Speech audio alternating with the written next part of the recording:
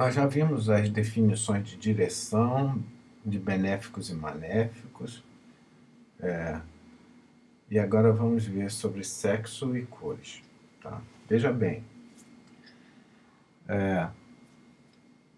os planetas eles têm polaridades, né? Alguns, pela energia deles, facilmente são identificados como polaridade positiva e outros negativa. Se a gente entender que a polaridade positiva seja dinâmico, ativo e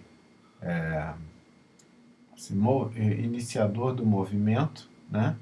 E a polaridade negativa seria receptivo, feminino ou assim, que recebe, que reage ao movimento, né? Então, seguindo essa lógica, nós entendemos que o Sol, Marte, Júpiter e Irarum são planetas masculinos. Nós também fazemos esta classificação como masculino e não só como positivo ou negativo, pelo seguinte: esta indicação de masculino e feminino também serve para identificação do sexo de crianças no mapa Saptamsha, tá?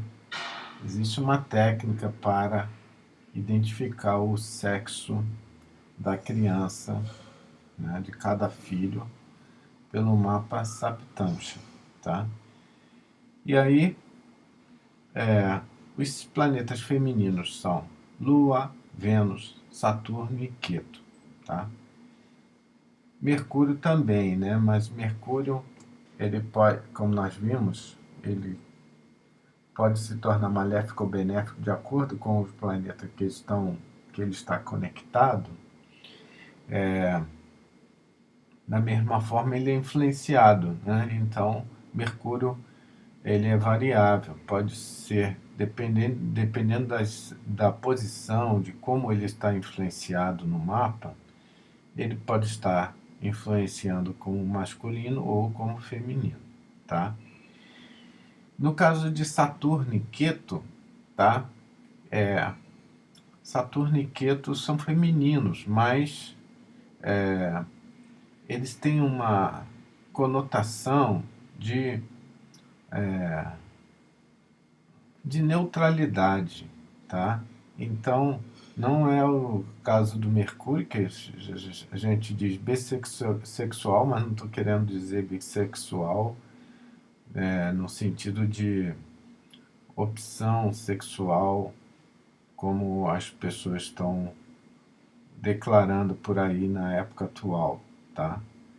Eu estou falando bissexual porque ele pode estar conectado com a natureza masculina ou feminina, de acordo com circunstâncias ambientais do mapa, né? Então, veja que como que na astrologia védica nós estamos assim preocupados com detalhes, né? E esses detalhes podem dar uma informação precisa com a técnica correta e o mapa correto, tá? Não podemos confundir esse tipo de influência como uma coisa genérica e não vamos tentar tirar conclusões sem saber como, né? Mas é importante saber esta definição, da mesma forma que quando a gente vai no estudo primário, aprende a escrever cada letra, aprende a reconhecer cada palavra, mesmo que você não entenda, mas você aprende a juntar as sílabas e aprender a ler, né? Você vai conseguir ler algumas palavras sem conseguir entender nada do que aquela palavra é, né? Às vezes, assim, falando a palavra com a entonação errada, na sílaba errada, porque ainda não consegue entender todas as regras de leitura, né? Então, da mesma forma que A gente tem que aprender esses princípios básicos e juntando as peças, algumas coisas a gente esquece, vai voltar, vai rever, até chegar um momento em que nós podemos começar a juntar peças e obter uma informação. Juntar peças e obter informações. Agora que sabemos sobre planetas, em breve já vamos poder colocar um planeta numa casa e tirar uma conclusão da natureza do planeta, da natureza da casa e do signo que ele se encontra, né? Depois vamos incluir aspectos, vamos incluir outras considerações como nakshatras, que podem mudar um pouquinho a qualidade daquilo que a gente interpretou.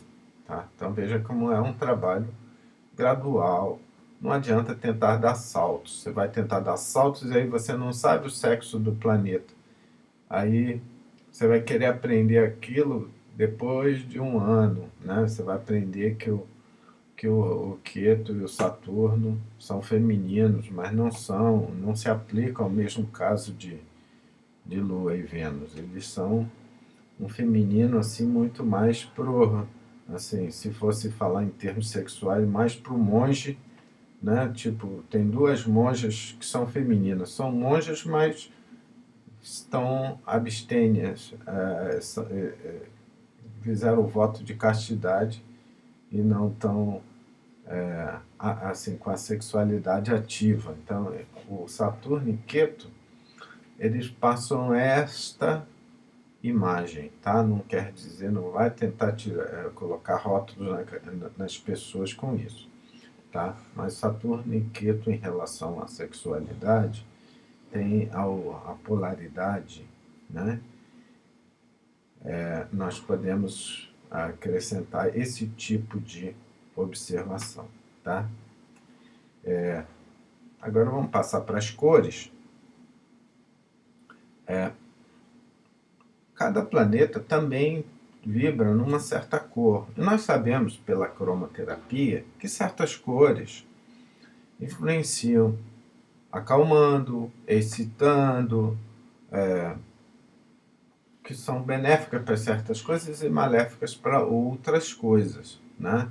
Então, uma pessoa que ela tiver, por exemplo, tido um acidente, recebeu um corte, a última cor que você vai colocar em cima dela é o vermelho, né?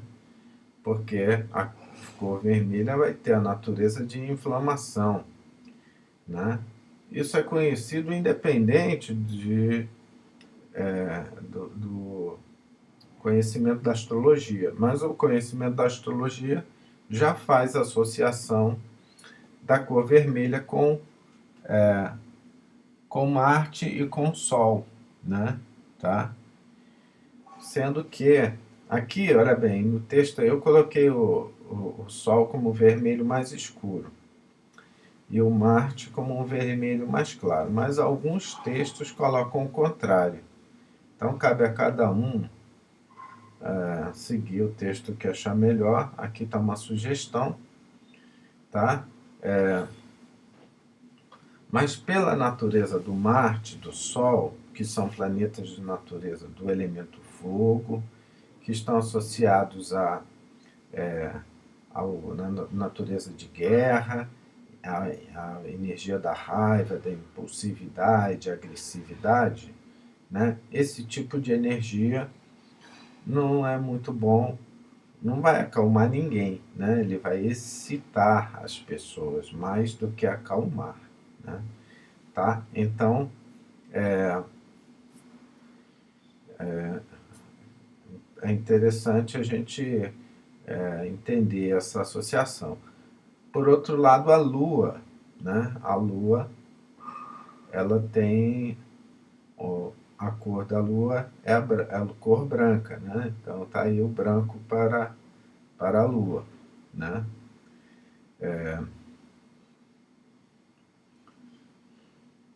Depois vem Mercúrio, que é o verde, e depois Júpiter. Júpiter é o dourado, mas poderia ser o amarelo, tá? Existem textos falando de amarelo para Júpiter. E Vênus. Vênus também é o branco, tá? Mas pode ter quem diga azul, tá? Mas a cor do Vênus é branco, assim como o touro. O, o Saturno é o azul, tá? Mas o azul escuro, né? Então ele está indo para o preto, tá? Na astrologia ocidental, o Saturno é regido pelo preto. Então existe uma coisa em comum aí nesses dois. E Urano e Queto são planetas que têm. Não existe uma definição muito clara sobre cores para eles. Eles falam de esfumaçado, dá uma ideia de que a cor não é bem definida, né? Como se tivesse embaçada, cheia de fumaça. Então se atribui muito o cinza para Rahu e Ketu.